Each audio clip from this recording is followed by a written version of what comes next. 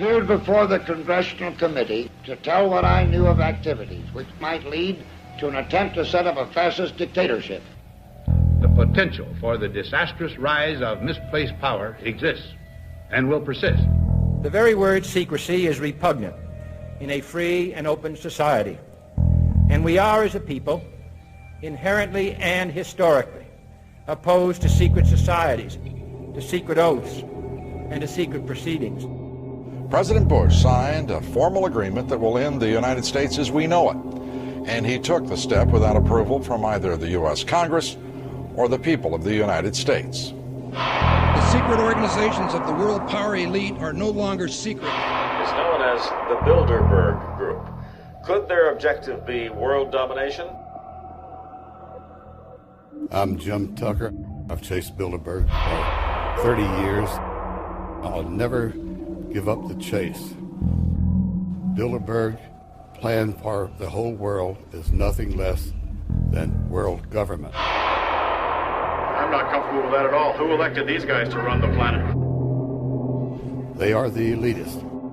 They feel they should run the world for their own selfish interests. Now we can see a new world coming into view. A world in which there is the very real prospect of a new world order. Bilderberg is making great progress toward a world government, and only an educated, informed public can stop them in their tracks. David Rockefeller admits in his own memoirs that he wants to destroy the United States. He's a traitor! It's good to be back at the Council on Foreign Relations. As Pete mentioned, I've been a member for a long time and was actually a director for some period of time. I never mentioned that when I was campaigning for re-election back home in Wyoming. Let us never tolerate outrageous conspiracy theories.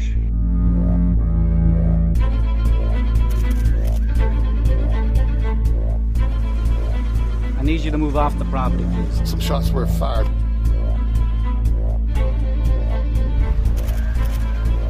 There's Bilderbergers right there.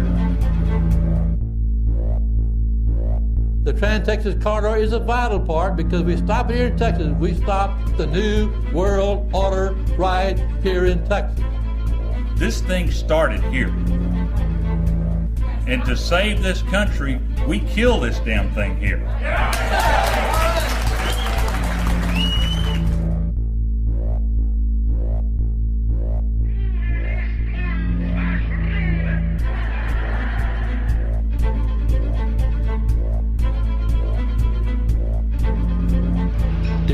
A chance for the President of the United States to carry out a phrase his father used, and that is a New World Order. Your New World Order will fall. Humanity will defeat you. The answer to 1984 is 1776.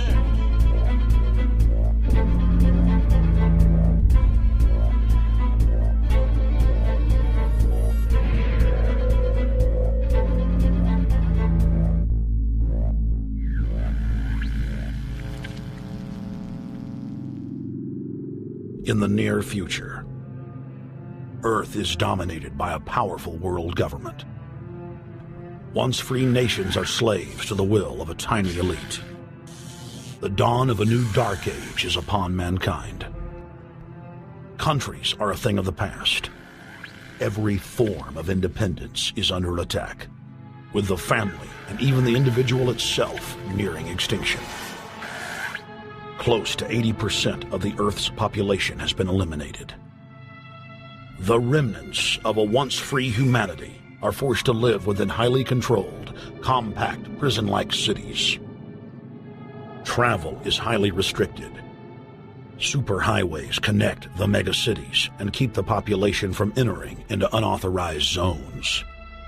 No human activity is private. AI supercomputers chronicle and categorize every action. A prison planet dominated by a ruthless gang of control freaks, whose power can never be challenged. This is the vision of the global elite, their goal. A program of total dehumanization, where the science of tyranny is law. A worldwide control grid, designed to ensure the overlord's monopoly of power forever. Our species will be condemned to this nightmare future unless the masses are awakened to the New World Order master plan and mobilized to defeat it. Erected by a secretive group, the Georgia Guidestones are a testament to the elite's plan for a world religion, global laws, with a global court and army to enforce it. And set in stone, it is written that the population never rise above 500 million.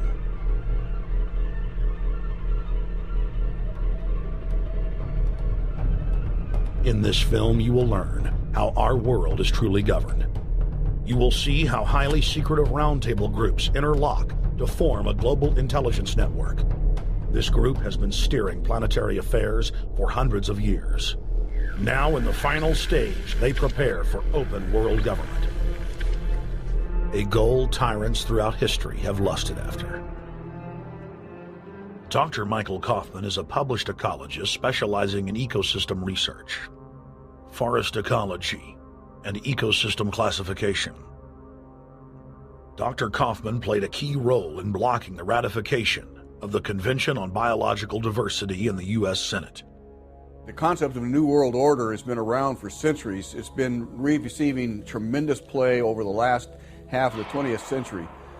George Bush, the first senior president, George Bush, used it a lot in his speeches and really implies that he really wants to see a order in which we have a universal or a global type of governance in which every human being on planet Earth is ultimately responsible to policies that are being formulated at the international level. It is a big idea, a new world order.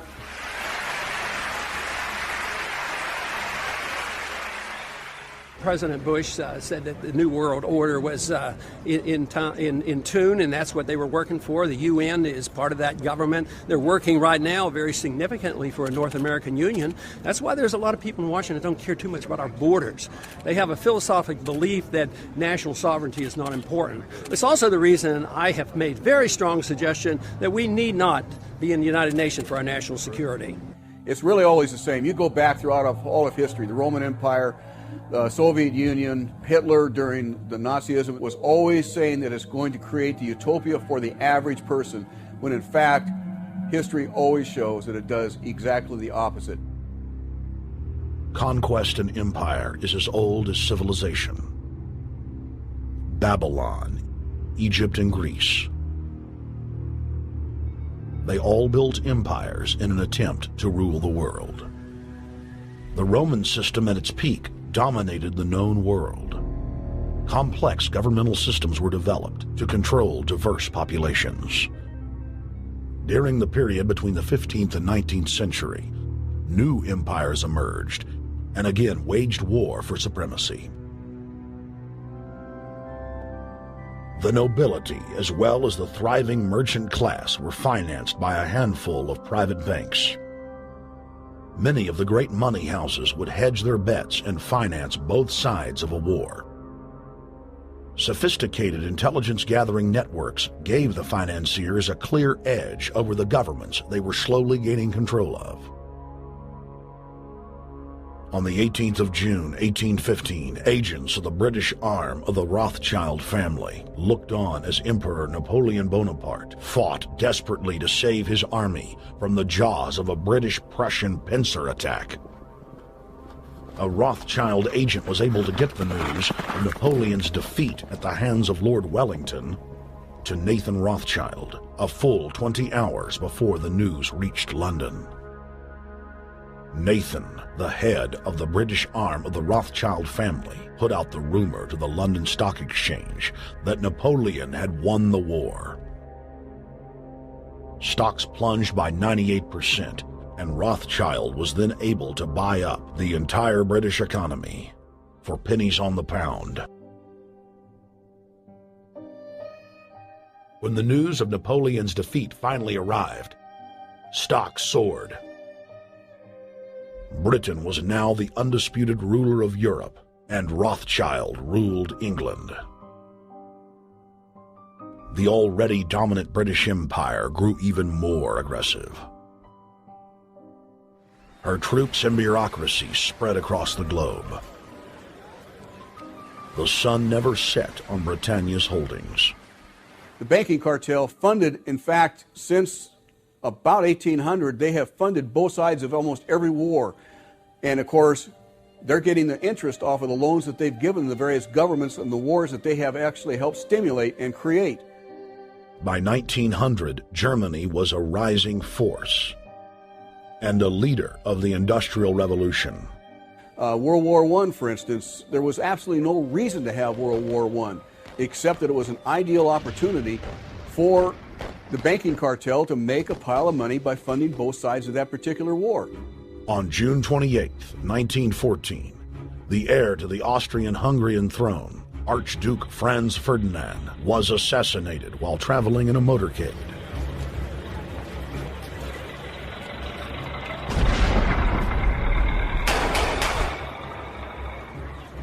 The Black Hand, a Serbian secret society with connections to French and British intelligence, took credit.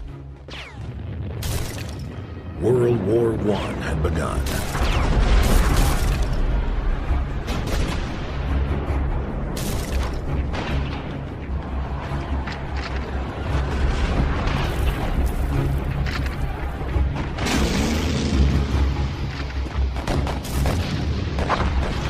Armaments companies financed by Rothschild-controlled banks in Germany, France, England, and Austria bankrolled all the factions.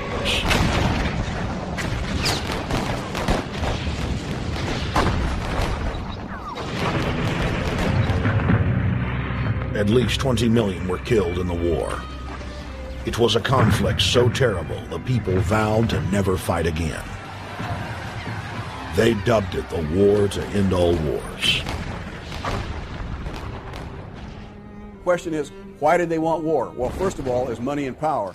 But secondly, they wanted to create the League of Nations. They had this in their plans all along, and as a consequence, once the war was over or about to be over, they began to formulate this idea of a League of Nations, so this would never ever happen again.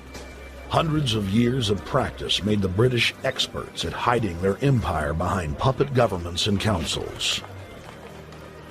In the name of stopping all future conflicts, they proposed that countries would join a League of Nations. Their true intention was for the League to serve as a framework for world government. President Woodrow Wilson, who had spearheaded the establishment of the private Federal Reserve System in the United States in 1913, strongly supported the establishment of the League of Nations. Woodrow Wilson was a very naive president. He was basically a college professor that was grafted into this whole system. The League convened in Paris in 1919, but many nations recognized it as a threat to their sovereignty and refused to join. Frustrated by the U.S. Congress blocking the League of Nations, British intelligence, with the help of the Rockefeller family, set up the Council on Foreign Relations in New York City in 1921. The council recruited the best and brightest of American life to support the growth of the Anglo-American Empire.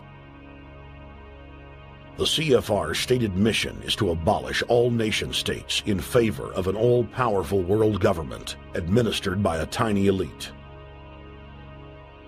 By 1930, the promoters of world government had split into two interlocking camps: the Fabian socialists centered in London, and the fascist based in Italy and Germany. National Socialism will use its own revolution for establishing a new world order.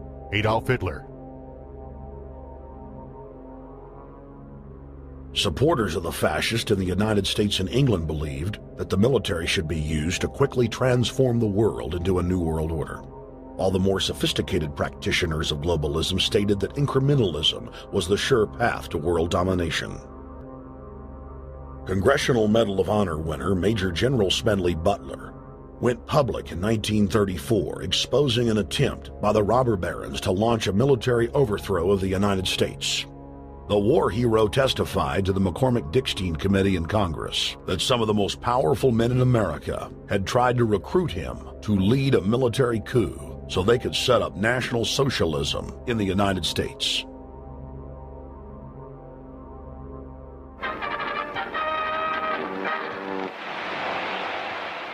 I appeared before the Congressional Committee the highest representation of the American people under subpoena to tell what I knew of activities which I believe might lead to an attempt to set up a fascist dictatorship. I was supposed to lead an organization of 500,000 men, which would be able to take over the functions of government. The fascist had also made deep inroads in England. Edward VIII, King of England, was forced to abdicate the throne because of his public support for Hitler. Was es sich dabei nicht nur das negative Problem der Bekämpfung dieser Lehre und ihrer Organisation handelt, sondern die Durchführung der positiven Aufgabe der Gewinnung des deutschen Arbeiters für den nationalen Staat.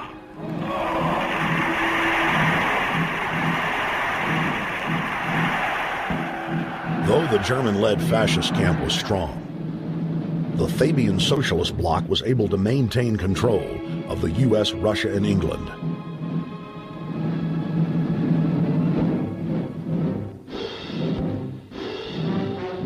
In the build-up to World War II, and during the conflict, the bankers again financed both sides, just as they had done with Napoleon.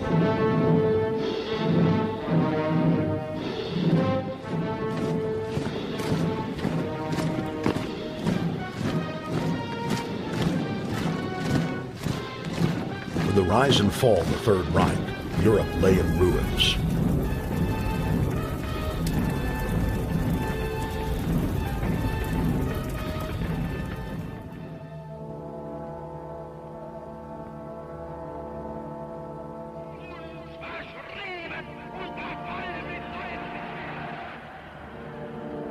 Once again, the elite claimed that only global governance could save humanity from certain destruction. And this time, the elite would succeed in setting up their world body.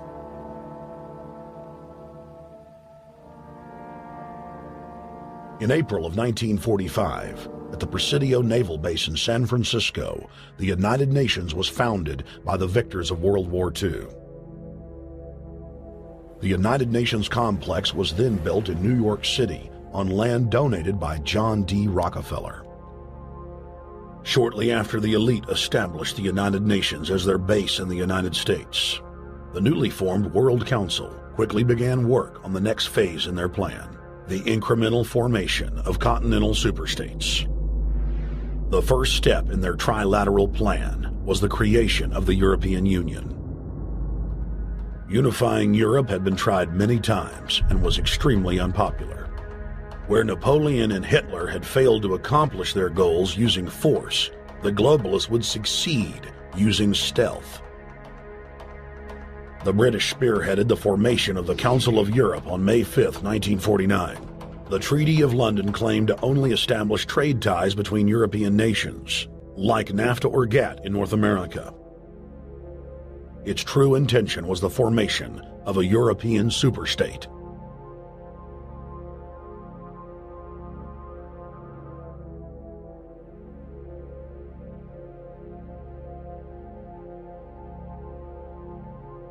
In 1954, the elite of the planet met in secret at the Bilderberg Hotel in Oosterbeek, Holland. The Bilderberg Group would later admit that their mission was the formation of the EU.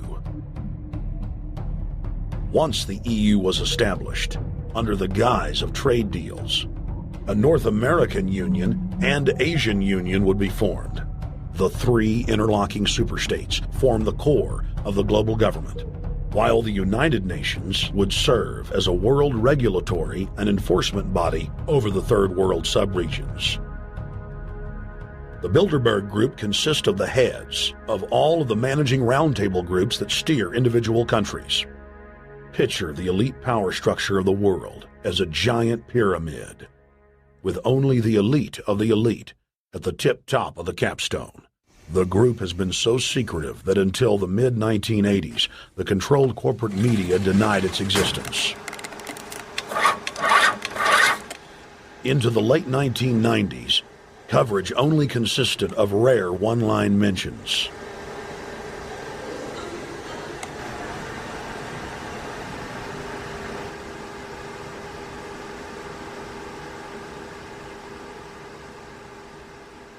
With the rise of the alternative media, their stranglehold on information has begun to slip.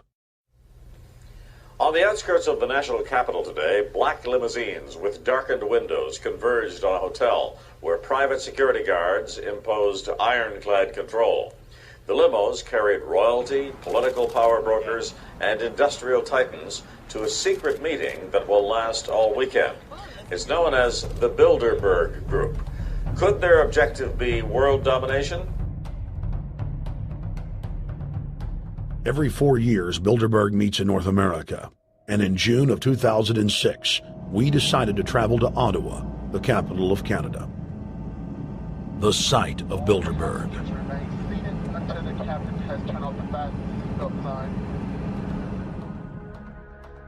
In Bilderberg's long history, many reporters attempting to cover the group have been harassed, detained, and even jailed. I jokingly reassured my cameramen that the horror stories we'd read about were probably exaggerated. I was wrong.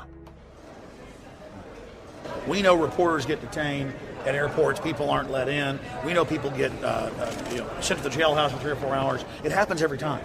Well, it happened to Alex Jones this time. They admitted, Bilderberg, that they've had pressure put on them by the government to heighten security, and that's why all this happened. Yes, I was told that by 2 separate people.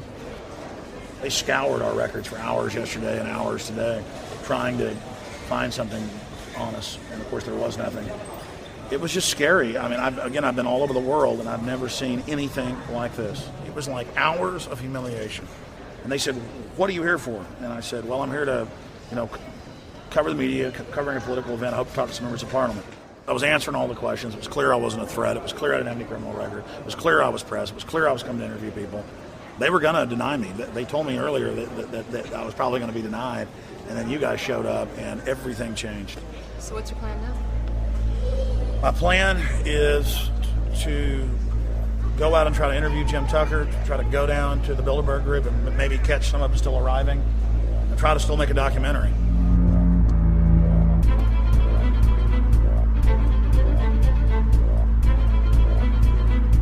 So instead of being here at 8 a.m.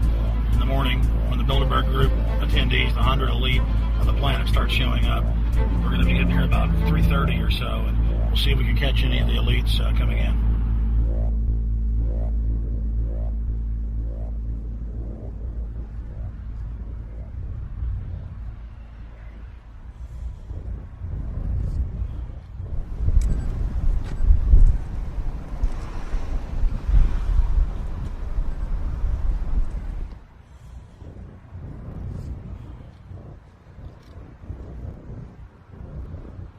What do you think is on the agenda for this edition of the Bilderberg Society's annual meeting?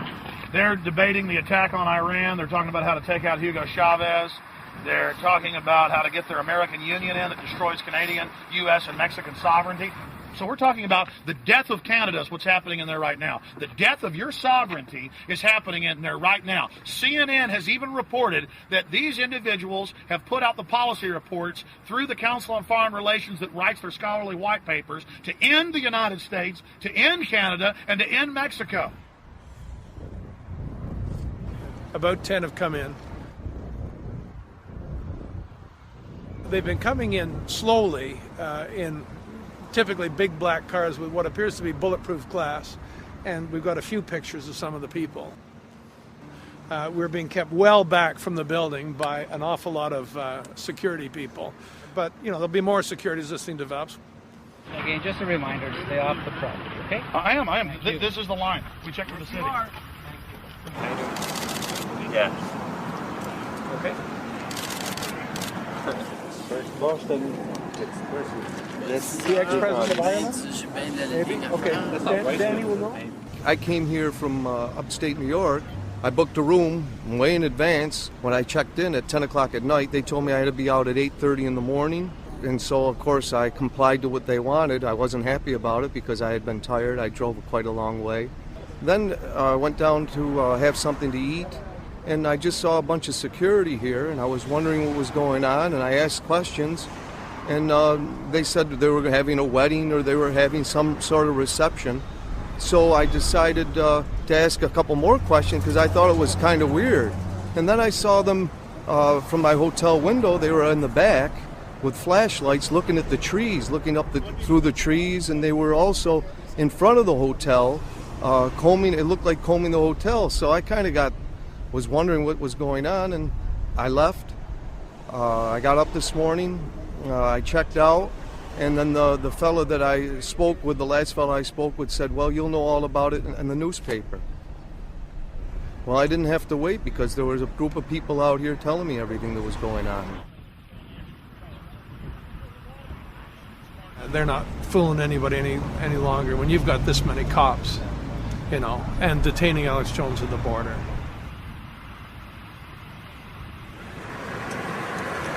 Get him on both sides. Yeah, you crook. Yeah, you're going to go to jail like Ken Lay.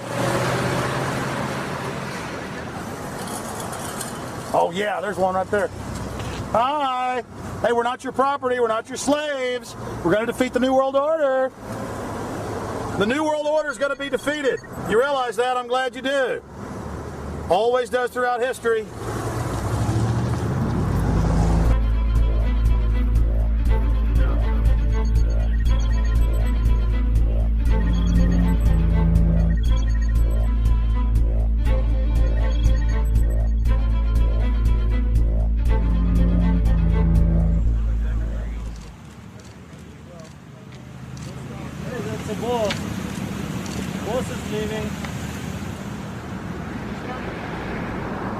Etienne Davignon is the honorary chairman of the Bilderberg Group, as well as the head of its steering committee. The committee he heads selects and invites each year's attendees. In the last decade, the list of attendees has been leaked to reporters by moles on the inside. Veteran newspaper reporter Jim Tucker has been covering the Bilderberg meetings for over 30 years and has physically attended more than 20. We traveled back to our hotel to see if Jim Tucker received the 2006 list. First heard about Bilderberg in 1975, and I said, I don't believe it. That's not possible. Who in hell's Bilderberg? I spent 20 happy years with metropolitan newspapers. All the wires are clicking at my ear. That could not happen without me knowing about it. And the thing that first impressed me most was columns in 1957 by the late, great Westbrook Pegler, widely syndicated columnist. He wrote 2 lengthy columns about how approximately 100 leaders of international finance, heads of state, high public officials were meeting behind armed guards and closed doors on Jekyll Island, sealed off. What are these powerful internationalists doing? And why is it so secret? Why do they have armed guards outside? Why is it sealed off? The newspapers totally ignore it. Not a word. Total blackout in the United States. Since then, I've never stopped pursuing Bilderberg, or the whole international gangster organization led by Rockefellers and Rothschilds, as they manipulate the world for their own selfish interest.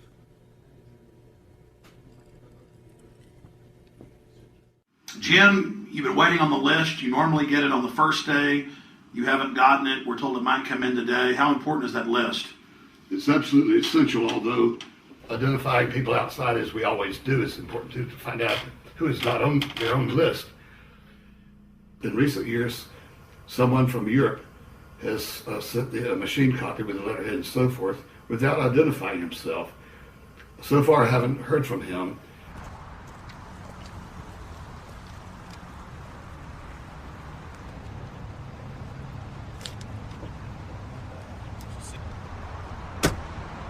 Well, Bilderberg assumed that name in 1954 at their first meeting as Bilderberg at the Bilderberg Hotel. It's a little bit like Shakespeare's As You Like It. They say to Shakespeare, "What do you want to call this book?" And he says, "As you like it," meaning whatever you want to call it.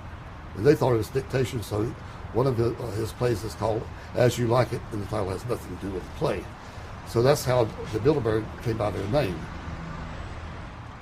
Now, they had been meeting for half a century. The moneyed class had been meeting But they decide they have to meet systematically every year, well planned in advance, in addition to maybe other smaller meetings throughout the year. Sure this is the right turn, Jim? No.